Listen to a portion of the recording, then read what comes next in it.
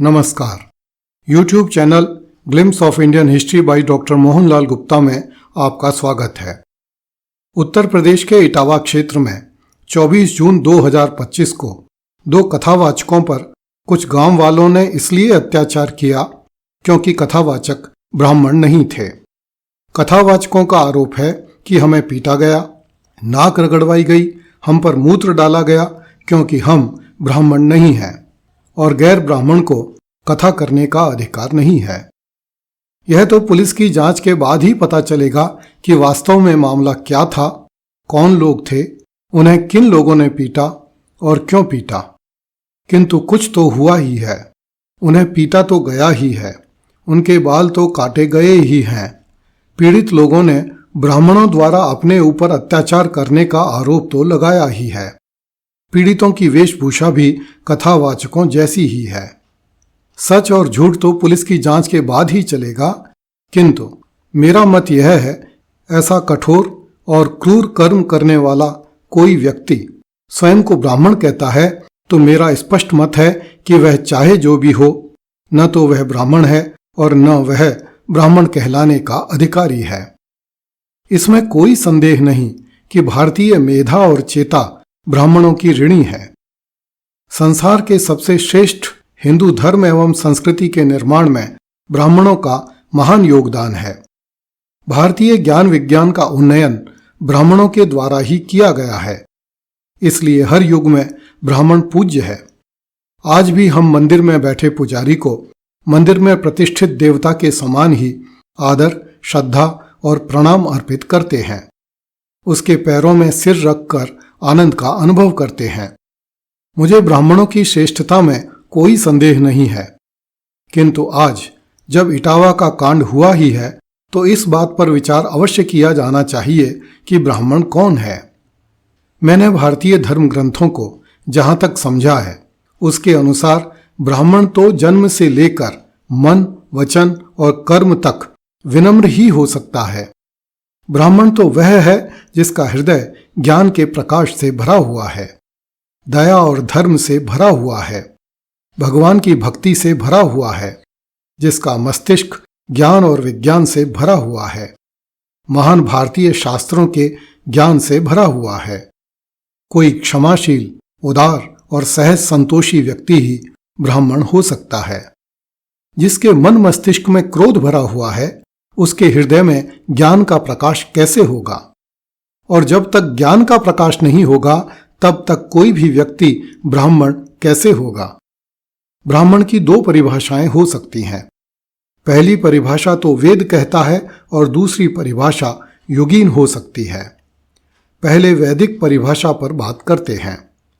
ऋग्वेद के 10वें मंडल में लिखा है कि 1000 सिर, 1000 आंखों और 1000 पैरों वाले एक विराट पुरुष के मुख से ब्राह्मण, भुजाओं से क्षत्रिय, जंघा से वैश्य और चरणों से शूद्र उत्पन्न हुए। बहुत से लोग अज्ञानवश इस कथन से यह निष्कर्ष निकालते हैं कि भगवान के चरणों से उत्पत्ति होने के कारण शूद्रों को नीचा माना गया है। जिन लोगों को हिंदू शास्त्रों का जरा भी ज्ञान है वे इस भ्रम से दूर रहते हैं। ये किस पुरुष के चरणों की बात हो रही है? जिसके 1000 सिर हैं, 1000 आंखें और 1000 पैर हैं। उस पुरुष के पैरों में कौन अपना सिर नहीं झुकाता? वर्णों की उत्पत्ति के इस रूपक से कर्म प्रधान समाज का वर्णन किया गया है, न कि जाति प्रधान समाज का। इस बात को ऋग्वेद का 9वां मंडल पहले ही स्पष्ट कर देता है, जिसमें ऋषि कहता है कि मैं कवि हूं, मेरा पिता वैद्य है और मेरी मां पत्थर की चक्की चलाती है। धन की कामना करने वाले नाना कर्मों वाले हम एक साथ रहते हैं।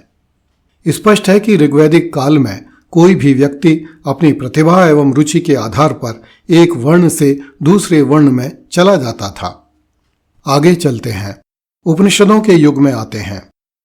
छांदोग्य उपनिषद में एक कथा आती है कि सत्यकाम जाबाल जब गौतम ऋषि के पास विद्या अध्ययन के लिए गया तो आचार्य ने उसके पिता का नाम एवं गोत्र पूछा। सत्यकाम ने कहा कि मुझे अपने पिता एवं गोत्र का पता नहीं है, क्योंकि मेरी माता एक परिचारिका के रूप में अनेक घरों में काम करती थी। तभी मेरा जन्म हुआ। आचार्य गौतम ने उसे विद्या अध्ययन कराना स्वीकार किया और विधिवत यज्ञोपवीत संस्कार करके उसे अपना शिष्य बनाया। उपनिषदों के काल में शूद्र भी ब्रह्म ज्ञान प्राप्त कर सकते थे। रैक्व ऋषि ने जन श्रुति पौत्रायन नामक शूद्र राजा को धर्म संबंधी ज्ञान प्रदान किया था। अश्वपति कैकेय नामक क्षत्रिय राजा ने 5 ब्राह्मणों को तथा क्षत्रिय राजा प्रवाहन ने गौतम नामक एक ब्राह्मण को आत्मा एवं ब्रह्म संबंधी उपदेश दिए। ऐत्रेय ब्राह्मण का ऋषि महिदा स्वयं जन्म से शूद्र था।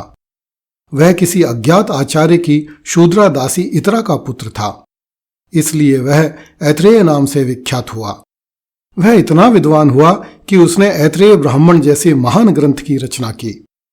ऐत्रेय ब्राह्मण में एक कथा आती है कि एक बार ऋषियों मुनियों ने कहा कि यह ऐत्रेय तो परम विद्वान है, देवता भी इसे जानते हैं। ऐत्रेय ब्राह्मण में शूद्र कवश ऐलूष का उल्लेख है, जिसे विद्वता के कारण ऋषियों में सम्मिलित किया गया और वह ऋग्वेद की कुछ ऋचाओं का ऋषि भी बना। एक अन्य प्राचीन कथा के अनुसार राजा शांतनु के भाई देवापी ने याज्ञिक अनुष्ठान में दक्षता प्राप्त करके ब्राह्मण पद प्राप्त कर लिया। पुराणों में देवापी और शांतनु नामक 2 भाइयों का उल्लेख मिलता है। देवापी पुरोहित थे और शांतनु राजा। पुराणों से एक उदाहरण और लेते हैं। जब महर्षि दुर्वासा ने विष्णु भक्त अम्बरीश को अकारण ही श्राप देना चाहा, तो भगवान विष्णु का सुदर्शन चक्र दुर्वासा को मारने के लिए उनके पीछे दौड़ा। दुर्वासा तो ब्राह्मण थे, अम्बरीश तो ब्राह्मण नहीं थे। भगवान ने किसकी रक्षा की? अत्याचार करने को आतुर ब्राह्मण दुर्वासा की या अपने सदाचारी भक्त अम्बरीश की? उस काल में भिन्न वर्णों में वैवाहिक संबंध भी होते थे।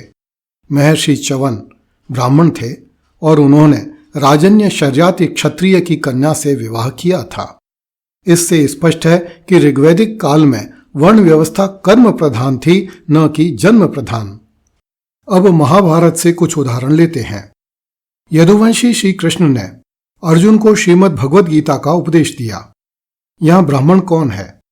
स्पष्ट है कि यहां यदुवंशी कृष्ण ब्राह्मण हैं। उन्हें कृष्णम वंदे जगत गुरुम कहकर शीश नवाया जाता है। श्री कृष्ण ने अन्याय के पक्षधर द्रोणाचार्य को युधिष्ठिर से आधा झूठ बुलवाकर मरवाया। यहां ब्राह्मण कौन है? स्पष्ट है कि अन्याय करने वाला अथवा अन्याय का पक्ष लेने वाला कभी ब्राह्मण नहीं हो सकता। श्री कृष्ण ने ब्राह्मण पुत्र अश्वत्थामा के माथे पर ऐसा घाव करवाया जिसमें से सृष्टि के अंत तक रक्त एवं मवाद बहता रहे। यहां ब्राह्मण कौन है? निर्दोष पांडु पुत्रों को नींद में छल से मारने वाला गुरुपुत्र अश्वत्थामा या अन्यायी को दंडित करने वाले श्री कृष्ण? महाभारत में जो कुछ भी हुआ उसके कारण आज भी हिंदू संस्कृति अब्राह्मण भीष्म पितामह को ब्राह्मण द्रोणाचार्य से श्रेष्ठ मानती है, जबकि ये दोनों ही पांडवों के विरोध में लड़े थे, किंतु दोनों के भाव अलग अलग थे। भीष्म पितामह युगीन सिद्धांत से बंधे हुए थे तो द्रोणाचार्य स्वार्थ से। महाभारत में सूत जी आसन पर बैठकर कथा वाचन करते हैं और राजा परीक्षित उनके सामने बैठकर कथा सुनता है। उपरोक्त उद्धरणों से वैदिक, औपनिषदिक और पौराणिक हिंदू शास्त्रों में व्यक्त की गई कर्म एवं जाति संबंधी अवधारणा स्पष्ट हो जाती है। अब हम युगीन परिभाषा पर चलते हैं। आज के युग की परिभाषाएं राजनीतिक लाभ हानि के गणित पर टिकी हुई हैं। आज जाति का निर्धारण कर्म से नहीं, माता पिता की जाति से होता है। राजनीतिक पार्टियों एवं नेताओं को जिस जाति के वोट चाहिए वे उस जाति को अपने पक्ष में करने के लिए दूसरी जाति को नीचा दिखाते हैं। हमें इन परिभाषाओं से दूर रहना चाहिए तथा प्रत्येक मनुष्य को अपनी रुचि और योग्यता के आधार पर कर्म के चयन का अधिकार देना चाहिए। यदि कोई अयोग्य व्यक्ति धर्म की गलत परिभाषा करता है, गलत सलत कथा वाचन करता है, तो उसका प्रतिकार सज्जनों द्वारा किए जाने वाले व्यवहार से ही किया जाना चाहिए, न कि क्रूर कर्म से।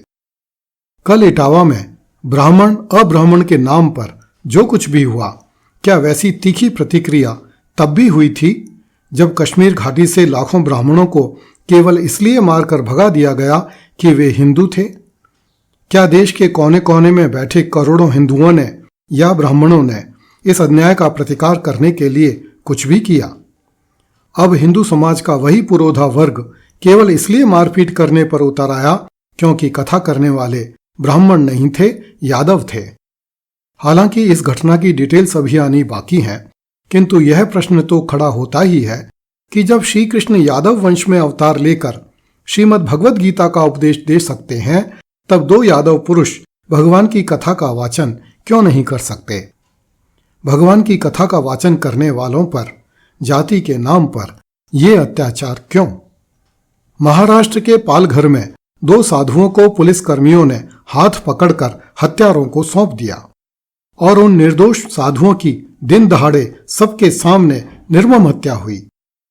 तब तो कोई हिंदू या कोई ब्राह्मण सामने निकलकर नहीं आया। संत कबीर ने कहा था, साखत बामन मत मिलो, वैष्णव मिलो चंडाल, अंक माल दे भेंटिए, मानो मिले गोपाल।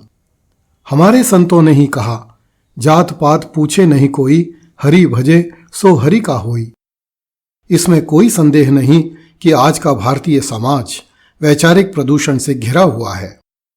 मैं आप सबसे क्षमा मांगते हुए यह बात कहता हूं कि मैं ऐसे बहुत से ब्राह्मणों को जानता हूं जो राम कथा के नाम पर रावण कथा करते हैं, जिनकी कथाओं में लाखों लोग जुटते हैं और उनकी पुत्रियों के विवाह में भारत के प्रधानमंत्री भी आशीर्वाद देने जाते हैं। वास्तव में तो वे आशीर्वाद देने के नाम पर उस जाति के लोगों के वोट लेने जाते हैं। मैं ऐसे ब्राह्मणों को भी जानता हूं जो एक्सीडेंटल हिंदू थे और हिंदू देश के पहले प्रधानमंत्री बने। मैं ऐसे ब्राह्मण को भी जानता हूं जो मांस खाते थे और वे हिंदूवादी पार्टी से भारत के प्रधानमंत्री बने। मैं ऐसे ब्राह्मण को भी जानता हूं जो कोट पर जनेऊ पहनकर घूमता है और भारत का प्रधानमंत्री बनने की फिराक में है। ये सब ब्राह्मण नहीं है, अब्राह्मण हैं, वोटों के लुटेरे हैं। भारतीय समाज के बारे में इनकी परिभाषाएं इनके अपने स्वार्थों के अनुसार बनती बिगड़ती रहती हैं। ये बेचारे मजबूर लोग हैं, ये वोटों की जोड़ तोड़ करके ही जीवित रह सकते हैं।